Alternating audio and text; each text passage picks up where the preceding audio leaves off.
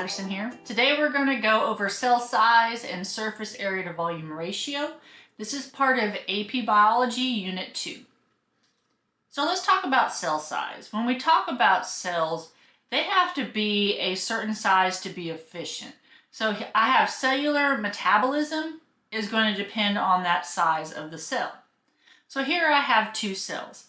I have a large cell and then I have one that's a little bit smaller.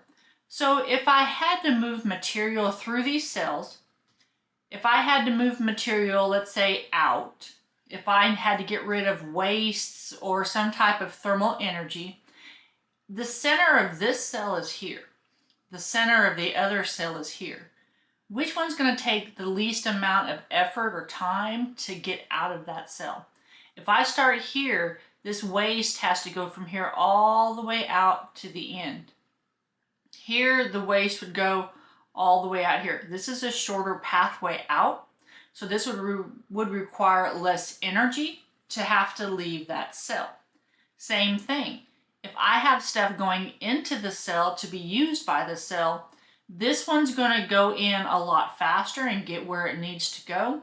This one here is going to take a lot longer.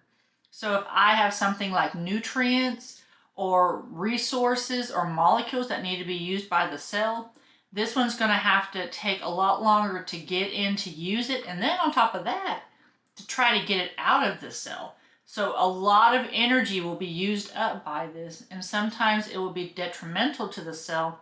It's not going to be able to function efficiently, and it can die as a result. This one's going to be a little bit more efficient because I'm able to get my material in quick, and it can leave pretty quick also. So when we talk about surface area to volume ratio, the cell size can determine the function. So cells are going to be a lot more efficient if they have a high surface area to volume ratio. So like, what does that mean? Here I have this cell. My center is here. I have a lot of surface area. So my surface area is going to be more than my volume. When I see here, I have a lot of volume. And I have surface area, but my volume is more than my surface area. So this is like that really big cell that I had where I had more volume in the middle. It was bigger versus the smaller one, which was small, and then I had more surface area versus volume. A great example of this is going to be the villi that are inside your intestines. You see this layer right here? This is the outside of these villi, and these villi are like fingers, and these fingers come out, and food will come into your intestines, and it's going to slide inside all of these nooks and crannies, and nutrients will get pulled out by these cells and these villi, and nutrients will get brought in. So nutrients can be pulled in here, and then it will go in quickly into the cell, and it will go over here to this side, and it can move quickly in and out of this area of the villi. So I have a lot of surface area. So the more surface area to volume ratio I have, the more efficient the cell is going to be. It has to use less energy to be able to move material through it. I have some formulas for cells. Cuboidal cells are going to be square or blocked cells. I have a formula for total surface area. It's going to be height times width times the number of sides times the number of boxes. Total volume is going to be height times width times length times number of boxes. If I have spherical cells, this will be surface area 4 times pi times radius squared. Volume will be 4/3 times pi times radius cubed. And then I'm going to take my surface area to volume ratio. So I take surface area and I divide it by my volume. So let's practice. I have one cuboidal cell. The height is 3 units. It could be micrometers. It could be something. But we're just going to say units for right now. I have a surface area, so height is going to be this area right here. So height is going to be 3. I have width, which will be how wide it is. So that will also be 3. If I have a cube, it's going to be the same on all sides if it doesn't say different. I have the number of sides. It's a cube, so I have 1, 2, 3. The back side's 4. This side's 5, and underneath is 6. So I have 6 sides. The number of boxes that are here is 1. I'm going to take these and I'm going to multiply all 4 numbers. So 3 times 3 times 6 times 1. My surface area is going to be 54 units squared. So this would be micrometers or whatever unit I was using. This would be put here and it would be squared. Now I need to find the volume. I need to make sure I put my surface area someplace I can find it. So I'm going to have to come back to that when I do my ratio. So let's look at volume. Height is here. So height is going to be 3. Width is going to be 3. Length can be this one, will be 3. And the number of boxes is 1. So I multiply all 4 numbers and I get 27 units cubed. Now I have to find my surface area to volume ratio. So I take my surface area, I take my volume, and I divide it. So 54 divided by 7 is going to give me a surface area volume ratio of 2. And we're going to come back to this here in a second. Now let's compare it to another one. So let's figure out our surface area to volume ratio here. These are individual cubes, but all together they're going to make one big block. So we have to do each individual block. We don't do the whole side of it. So let's look at this block right here. I'm going to do the same thing. Height times width times number of sides times the number of boxes. So I do height, which is 1. I do width, which is 1. The number of sides for each box, so this will be 6. And now I have to do the number of boxes. So I've got 1, 2, 3, 4, 5, 6, 7, 8, 9. I've got 9 boxes here, and they go back 2 more times. So you do 9 times 3, and that's going to give me 27. I take those 4 numbers, I multiply them, and I have 162 units squared. So I put that off to the side, save it for a second, and I'm going to find my volume. So I look at my formula.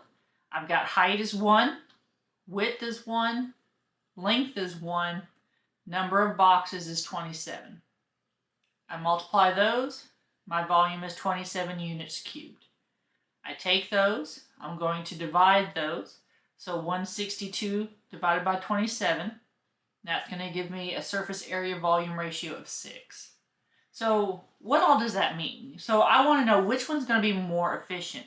The larger my surface area to volume ratio is, the more efficient it can be. So here, the one that we had was 1 block. My surface area volume ratio was 2. The other one, it was 6. And so this one is going to be a lot more efficient. It's going to take a lot less energy to go to the center of this cell. So I go here, and then I can leave. I can pick up more stuff. I can go in here. I can go if I want to go into the center one here, I just go through this little alleyway and I hit that one back here. So I can hit all of these areas of the cell very quickly. This one, I can't do that. I come in and I have to travel to get to this part right here where I didn't have to put as much energy into it, this one. So this one's a lot more efficient cell. So now let's look at spherical. So here I have spherical and I have a different formula for that. Cuboidal, you're going to use that last one we did. Spherical, you're going to use this one right here. So surface area is 4 times pi times radius squared. I have my radius right here. So I multiply those together and I'm going to get 314 units squared. Same thing, micrometers, whatever it is right here. Now I need to find volume. So I'm going to do the same thing, 4/3 times pi times 5 cubed. And that's going to give me 523.3 units cubed. I do my surface area volume ratio. I have to divide surface area by volume. And that's going to give me 0.6 for my surface area volume ratio. I'm going to look at another one now. So now I have surface area for a radius of 8. That one's going to be 803.8 units squared. I have to find volume. I plug that 8 in. I've solved for that. 2,143.6 units cubed. I do my ratio. My surface area to volume ratio is 0.37. So now I look at both of them. Which one's going to be more efficient? So the one with my higher surface area volume ratio is more efficient. And this one here happens to be higher. So this is a more efficient cell. So it's going to take less time to get to the center and to leave. I'm going to use less energy to be able to do that. I'm using more energy here. Now, don't just think because one looks bigger than the other that it's going to be, more efficient. Make sure you're doing your radius because sometimes they might keep all the circles the same size and change the radius. So you have to figure it out. So be careful about that one, okay?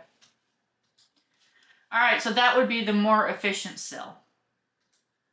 So what does this all mean for a cell? So cells with a high surface area volume ratio are going to be more efficient. I'm going to be able to optimize exchange of materials. It's going to be better suited for the cell. Ones that have a lower surface area volume ratio are going to be less efficient. I'm going to have so much volume inside that material has to travel through. It's going to not be very energy efficient. So I'm going to have more cellular demand for resources, and I could have a lot more detrimental problems with my cell. Okay, that is going to be it for ratios and cell size. If you guys have any questions, let me know. We'll talk to you later.